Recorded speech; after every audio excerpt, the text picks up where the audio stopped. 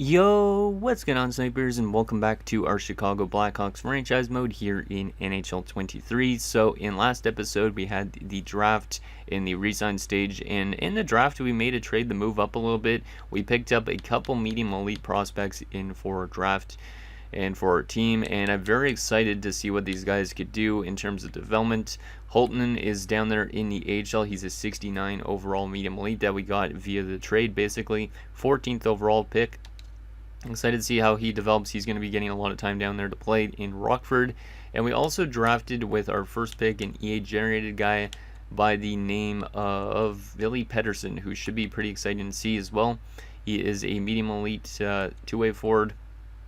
He's got some really good X factors, so he might be a future Selke candidate. Who knows? But very excited to see what this guy could do. He's got solid shooting as well, so he might be able to pick up some goals or assists. And yeah, he should be a good offensive player as well, not just a good defensive player. So anyways, before we get into free agency and starting up the season simulation, we do have a number of comments to go through. So the first one is from Tropical Gamer. He says Theo Leinstein is a real player playing in the SHL. So that was somebody I was looking at in the draft. I wasn't sure if he was real or not, but I guess he is. The next comment is from Alien Pete. He says, I would make sure that when you're re-signing guys that you re-sign them for $500K, maybe $1 million more their asking price on a short-term deal. That way you don't have to worry about reaching the cap floor. Great draft, getting 2 medium elites. Definitely need to make sure there's enough scouts for the later rounds though, which is true. Our scouting pool, I did just change it recently in our other franchise mode, but let's see what our current scouts are like. Yeah, our current scouts are not necessarily the best, so once some of these guys' contracts are actually, I could honestly change our scouts this offseason, but there's probably not any good scouts at the moment because we're not at July. Actually, we are at July the 1st, so we could change up our scouting pool as well. Maybe not for these two since they're decent, but the rest of them we could probably get rid of and get our new scouting pool set up as well with this franchise mode. The next comment is from Cam Popplestone. He says, I decided to run the same franchise mode as you, and I gutted my team even more than you did, and my team was still a winning record after 30 games. I then fired my head associate and assistant coaches and promoted my D- goalie coach to head coach and my D- AHL coach to assistant NHL coach. We then lost 45 of our last 52 games. If you want to tank, some coaching is a bigger impact than you might think. So apparently, if we wanted to actually full-on tank, we'd have to probably find ourselves a bad coach. Currently, with an A- coach, obviously we're going to win games still. But if we had like a D- coach, our team would definitely tank, and we probably could get a top 3 pick pretty easily. But I don't know if we're going to fire our head coach at some point or what, because this guy currently does fit the team decently, but we'll see how it happens in these next few seasons and all that type of thing.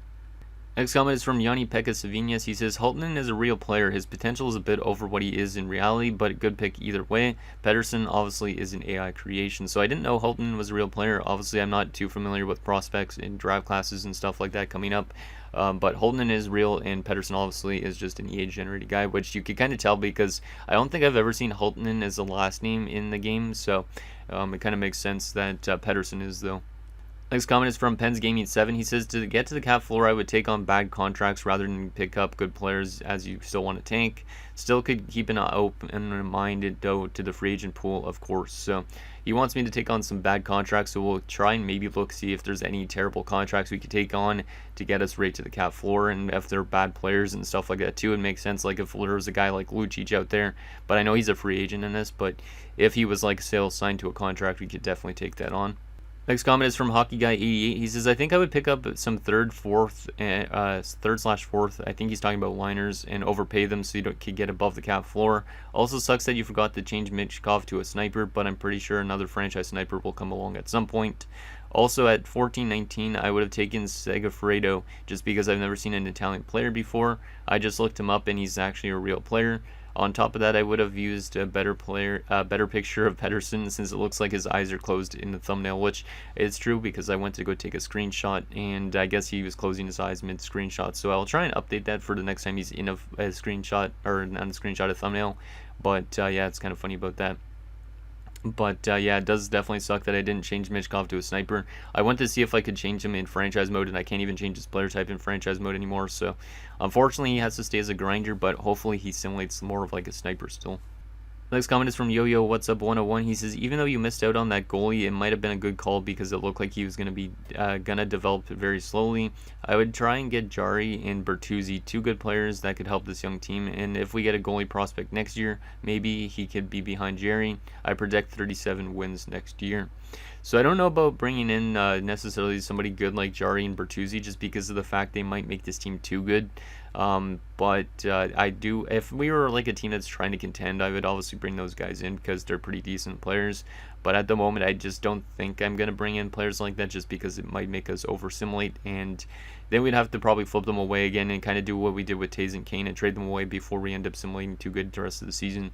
And the last and final comment is from Christopher Davis. He says, I actually really like the Khrushchev deal. Enjoying both of your series right now. I appreciate that, man. And also, yeah, that Khrushchev deal was quite an interesting contract. I don't think I've ever given a player a contract like that. But Philip Khrushchev is signed here on an 8-year deal at under $2.5 million, which is an absolute steal for an 82. And he's going to be here probably for the rest of his career at this point, so should be interesting to see what he could do simulation wise considering he's locked up so long term. It might end up being a really bad contract, but for 2.475 you can't really go wrong with that. So anyways, let's get into the coaching stuff first. Actually, not the coaching stuff. Let's do some scouting and get rid of some of our scouts and kind of organize our scouting pool a little bit, just like I did with my Anchorage Ice Tigers franchise mode. Just because I think we do need to get ourselves some better scouts out, because right now our scouts have not been doing a great job at scouting out in the draft class. So we're going to fire everybody that's like a C and below, and then we'll try and see if we can find ourselves some scouts for regions and that are at least A in overall rating, maybe a B, but like C's kind of aren't doing their job. So we want to make sure we have a scout in each division as well to start up the season. So I will have to reassign all these guys at the start of the year, which is going to be kind of annoying, but it is what it is. Because it doesn't matter about the region accuracy, apparently it just matters more on their overall, is what you guys have been saying. So we'll find ourselves some scouts to do that first, and then we'll sign some free agents. So let's go by each region here. Do we already have a WHL scout? Which ones do we have so far? OHL and Russia, okay. So everything but OHL and Russia. Let's go to the WHL, and there doesn't seem to be, yeah, there's not any super good scouts. So I guess we're gonna get stuck with Zachary Sanford, which is kind of funny. So we'll sign him up as our WHL scout since he's the best. We'll sign up this guy since he's the best QMJHL scout. There's nobody so far that's an A, which kind of sucks. We'll sign 3 American scouts. We'll sign the youngest scouts because then they won't retire that fast, to make it a little bit easier on us. So I'll sign this 41-year-old, and then we'll go over to Europe. We need one for like Germany and all that type of things, so let's sign up you, Germany, Switzerland, maybe Czech Republic, and I think that's it for Europe. And then Nordic wise, we need one for Sweden. Yeah, one for Sweden, one in for Finland. And I think that's good on that front as well. And then we already have a Russian scout. So there you go. 10 scouts sent out contracts to. Hopefully there's a better scouting pool next offseason so we can pick up some better ones, because these C ones aren't going to do that great of a job, but it is what it is. So there's the scouting taken care of, which is good. We're going to keep our coaching staff the same for now, just because why not? And let's go to free agency and see what's available, because I don't remember. You guys said to take on some bad contracts though, so maybe we should look at the trading block first actually. Let's take a look at the trading block, see if there's any bad contracts we could take on for like a couple of years that keep us just right around the cap floor. I think I did look at this, but I don't remember if there was any hugely bad contracts. Allmark 2 years at 5 would make us too good. We want to find somebody that's like a low overall, like say if Travis Boyd was making like $5 million, I would probably pick him up, but he's not doing that. Brent Burns is too good. We need to find somebody that's like really low overall and making a lot of money. There's got to be somebody like that. Ryan Suter is too good still, apparently. Those guys are too good. We want somebody low overall, please. Lomberg's making $750K. If he was making over $1 million, Matt Martin would be okay, but 1.5 is not that much. Like we need somebody making like $5 million for like a low overall. Foligno, 1 year at 3.1, but he's still good. There's got to be somebody bad, right, that's making a good contract. I might have to look in the player search tool. Ryan Johansson is an 84, making $8 million still, but he would make us too good probably. Suzuki's 4 years at 2.5. That might be one of the bad ones. I mean, Suzuki's is a useful player, but for a guy that's 32, he's going to be dropping off in overall and still making 2.5. Or there's Pajot, who's 82 and making $5 million for the next 2 seasons after this. Well, next 3 seasons, I should say. So maybe you go with Pajot, but his value is a little bit higher, and he might make us similar too good. Jeff Carter's on a 1-year deal, so that doesn't matter too much. 2 years at $2 million. Brandon Tanev, 2 years at 3.5 is 1. Yeah, maybe I'll go with Brandon Tanev, to be honest, because at least that's a good little cap hit. He's not necessarily the best player in the world, and we don't want to over simulate, obviously, so we want to find bad players with bad contracts. Blake Wheeler, 1 year at 8.25, but he's still good, so I think we gotta go with Brandon Tanev here. I just don't know what I'd have to give up to get him. Hopefully nothing too much. Like, what does Seattle want? Let's see what we got here. Skaters matching block.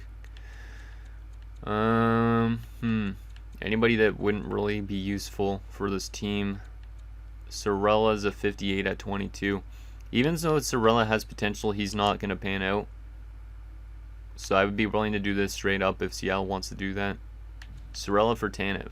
And let's see if we could get a pick, since we're going to be taking on a bad contract for a couple seasons. Let's see if we could get in a 4th rounder with it, maybe. I don't know. That might be too much. Sorella for Tanev in a 4th. Nope, apparently not. Maybe that 4th rounder is too high up. Let's see if we could squeak in a pick, though, at least, since we're taking on that contract. Apparently not. But you'd even accept Sorella straight up for Tanev? No, you wouldn't. Wow, that's kind of surprising. I could give up a late round pick, but I don't want to give up too much. Lafferty's got no value. Goalies. Yeah, we do have 3 first-round picks this year. We got 3 seconds, 2 thirds. So we do, and we have 2 fifths. We can honestly give up one of our 5th rounders probably, because Calgary's is probably going to be later anyways. So we'll do a 5th rounder, and I guess we could throw in that guy that they were interested in Sorella. A 5th in Sorella for Tanev, and then we should be able to take in a draft pick out of that. Get ourselves a 6th rounder. So we're basically moving back a little bit in the draft, but we're getting Brandon Tanev for Sorella. That's rejected, too far off. Would you do a 7th rounder, or would you just do it straight up? Seattle's being a little bit of a pain in the ass. Okay, let's just do the 5th in Sorella for Tanev. That's accepted. Okay, so there you go. We have brought in Brandon Tanev to add a little bit of a cap hit to our team.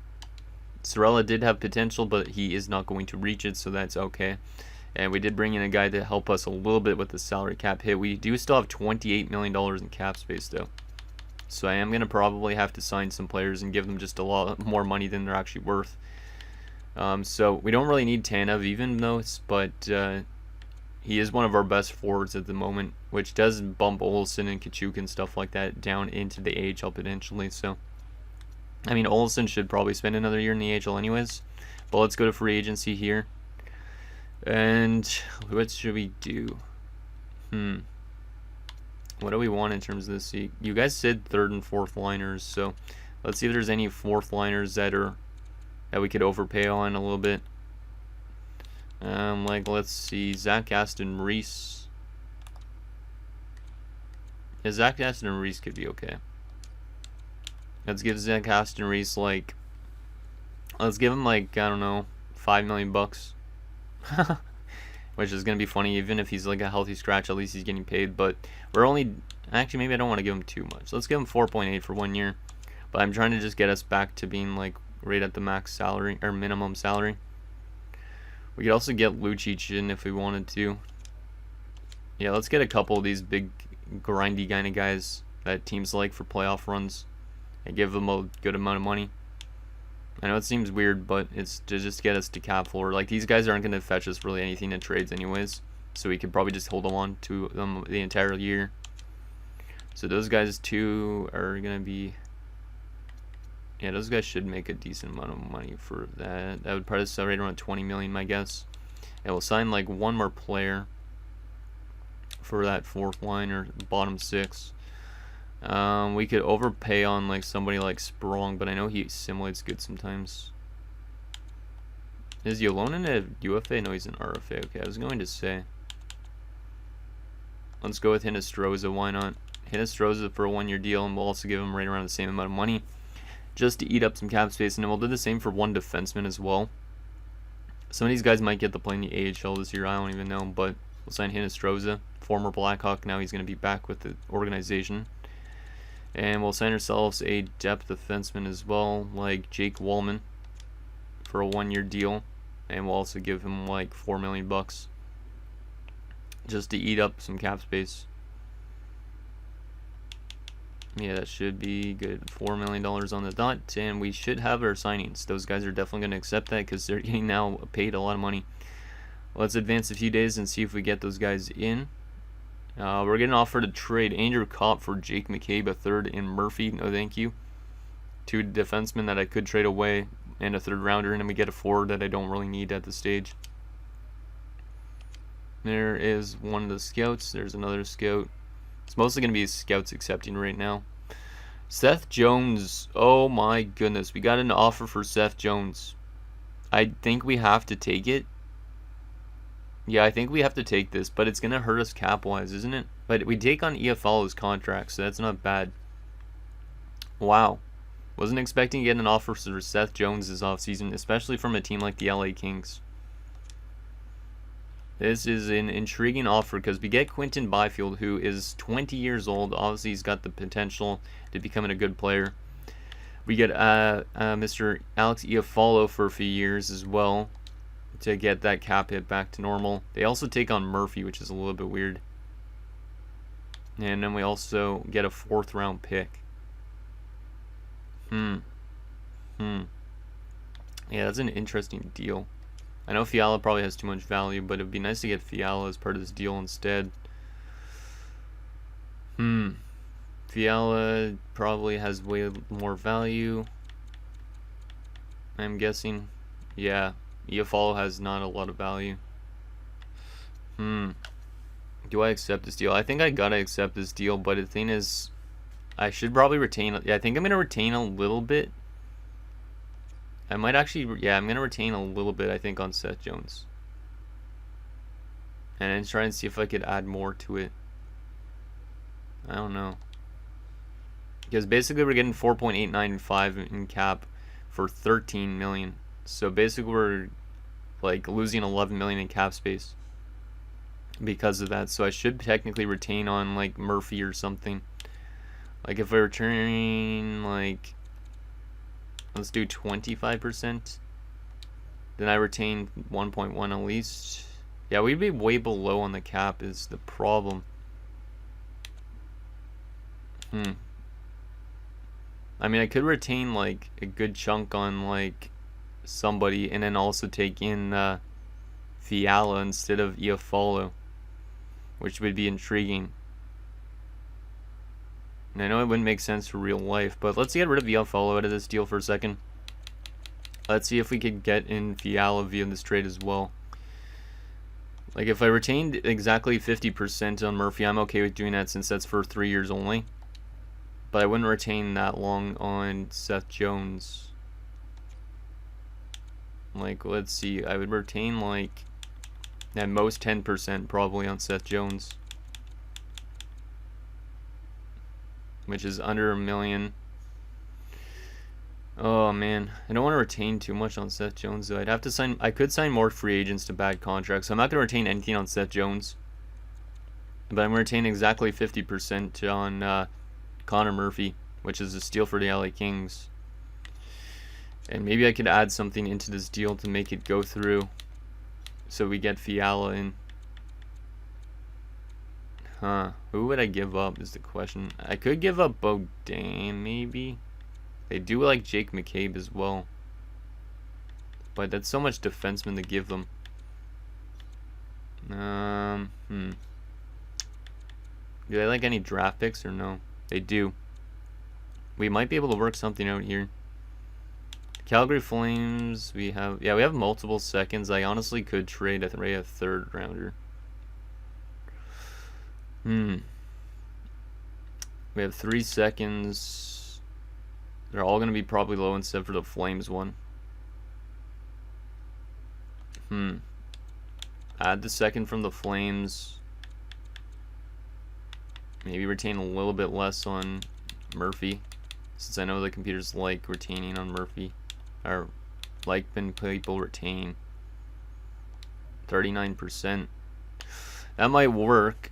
Jones, Murphy, and retain a little bit on Murphy. We get Byfield, we get a fourth, and we get Kevin Fiala for the next 6 years. We'd still need to sign more players, but there is players that are on the way to re-sign with us. So let's see if this works. And that's accepted. So there you go. That was a quite interesting trade. And we get Kevin Fiala in that trade. So that was a massive trade. Obviously, Fiala's contract is long-term as well. But the thing with Fiala, he's a lot better probably than a player to hold on than Seth Jones. Now our defensive core also opens up the gates for guys like Korchinski. So I think that was an interesting trade. I would definitely make that trade again. I think that was a good trade to make for this offseason. A big blockbuster. We get rid of Seth Jones' contract. The LA Kings take it on full price. They also get Murphy, which kind of sucks, but we do get rid of Murphy's contract as well. And we still have $31 million in cap space, but we are waiting on a couple guys to sign with us, and then we might have to sign a few more of them just to make us more cap compliant. But there you go. I wasn't expecting to trade away Seth Jones this fast, but we did. So thank you, LA, for taking on his contract at full price, because I was not expecting that. There probably would have been more offers for him, but that was the first one we saw, and we got Byfield out of it, so why not? So, okay, so Hinostroza rejected because apparently we have no roster room. Lucic also rejects, same with Wallman, but Zach Aston Reese accepts. Do we have too much people under contract? We do. And we still have $28 million in cap space. How close are we to the minimum cap? Because I might have to trade away somebody else in order to get ourselves to that cap floor. Yeah, it looks like we are at 59,773. We need to be at where? Like, I don't know what the contract stuff is like. It's probably in this, right? No, it's not an offer sheet compensation. How much money do we need? I think, what's the cap floor? They probably show us in the contract situation, right? The cap floor, I don't even know what it is. Doesn't say. Yeah, I think we might have to make another trade in order to get ourselves some more. Like, we don't have like the cap. We have to trade away to probably some prospects in order to free up some space. So let's go skaters matching block. Actually, let's go to, what do we got down in the minors that are signed up? Does anybody want guys like Lafferty? Actually, Lafferty's making over $1 million, but still, we need to find some people to give much more money to, I think. Anybody want Evan Barrett? Because I need to find somebody that's going to give me some players that's making a lot of money. And that's not that good overall wise. Yeah, because I think we might just have to let the computer fix up our caps for now. 1.675. Lazat. 79 and 23 for Velarde. Come on, where's somebody that's making a lot of money? There's got to be somebody for 1 year that's on the block. Or, I don't want to take on Nuge because we'd be too good. Leno's not making a lot. Radek Faxa. He's got a lot of value though, which is kind of weird, but Faxa would be good. But what do we give up in order to get Faxa? We can't give up a roster player. It'd have to be somebody that's like making way less, which is not a lot. I think I'm just gonna let the AI just figure this out and get us to the max, to the floor, because I think we're not too far under the floor, and I don't really know how to fix it. So we're gonna leave that at that, and let's simulate to next season. We're getting some trade offers still, but this doesn't save. This adds us a little bit more cap, but not much. I'm not gonna do it because we already traded away most of our defensive core. A lot of teams still want Jake McCabe, but we need to keep on to him for now, I think, is because, I mean, I could trade away Jake McCabe and then sign a defenseman to like a big contract to get us to the cap floor, but I don't think it makes sense yet. Well, we might do it at the start of the season, but for right now, we're going to only keep on the one trade, I think, unless something else comes along that's going to be really intriguing. Because like I said, I was not expecting to trade away Seth Jones this offseason, especially this fast. But I guess he had a lot more interest than I was expecting. Linus Ullmark's another extra $1 million in cap hit, but still a good goaltender. That would make us too good. We don't want to be too good this offseason. But yeah, I still want to simulate a little bit in this episode, but I don't think I'm going to be able to have a lot of time to simulate a whole lot. So we might only simulate like the first 2 months of the season. In the next episode, we might simulate up to the trade deadline, and then afterwards we'll have the actual trade deadline in the next episode. So this season might take 3 episodes, but we'll see. So let me take a look what we got here. Reichel needs to be playing instead of Blackwell. Reichel's up to an 81 as well, so I kind of like our centers, to be honest. I don't know if Khrushchev should be playing top line center though. This is an interesting looking team. Very interesting looking team. Reichel's not actually that good at face-off, so we'll put him on the wing instead. Wow, why is Tyler Johnson on the 4th line? That makes no sense. We need to organize this around, it looks like, a little bit. Olsen up there. And who could play face-offs out of these guys? 70 for Zach Aston Reese, 74 for Dickinson. Okay, that's probably who then. Yep. So that's what I think our lineup should look like. Who's scratched still? Kachuk should maybe be playing instead of somebody down here. But it's not the end of the world. I don't think he has much potential anyways. Defensively looks like this. Not bad. I think I might just leave the lineup almost the way it is. Alec Regula is in our lineup. Interesting. Soderblom is our backup. And in the AHL, only getting first line ice time is nice. Let's get Zari up there instead of Lafferty. Want to get the guys with the best potential being up higher in the lineup. Because those guys, obviously, we want them to get development. Yeah, actually, no, it's not too bad down there in the AHL either. Maybe we should get Tepely some more ice time instead of Sakura. Defensively looks okay as well. Goalie-wise, Comesso looks good there. And I think that's good. The rest of these guys don't have really any potential, so yeah, our team has set up already, I think. So Fiala, Johnson, and Radish. Second line, Athanasiou, Byfield, and Khrushchev. Then Reichel, Pedersen, and Olsen. So a very young third line, all 18, 20, and 21. That's kind of crazy. And then the 4th line is of Tanev, Dickinson, and Aston Reese. Yeah, I don't mind that. And then defensively, Gerard, Mitchell, Regula, and McCabe, Jones, and Baudin.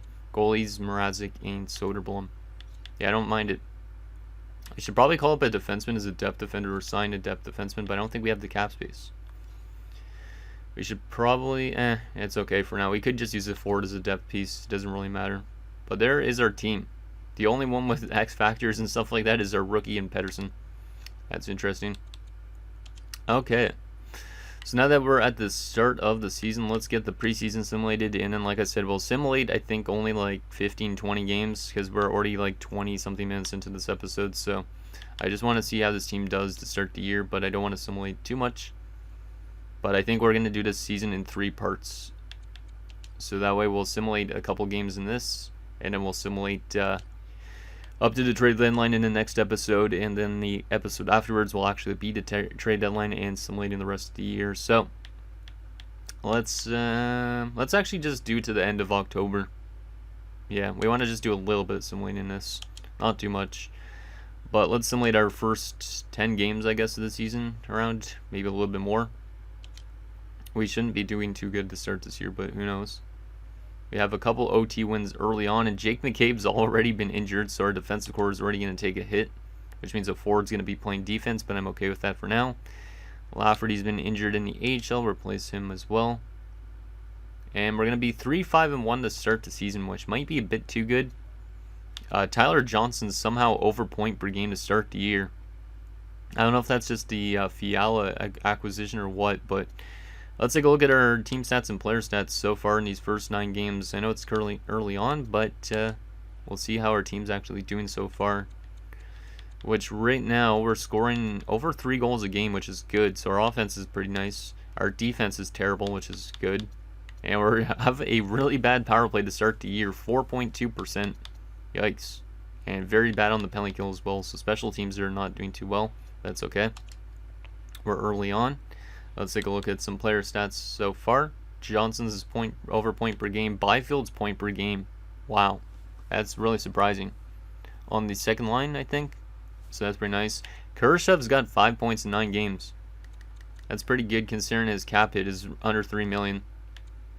Pettersson's got 5 assists in his first 9 NHL games and is a +5. So that third line's been actually doing pretty decent. Pettersson has no goals so far in his first 9 games, but he is picking up points. He's playing good defensively, it looks like as well, maybe. How's his face-off numbers? Face-off numbers a little bit below 50%, but those could improve, obviously, as he gets older. And his takeaways and stuff like that are pretty good already. 5 giveaways, 5 takeaways. For the former 5th overall pick, was he?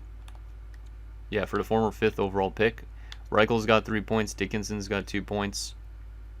Athanasiou's been good. Fiala's been decent too. Olsen's got 4 points already. It's kind of surprising.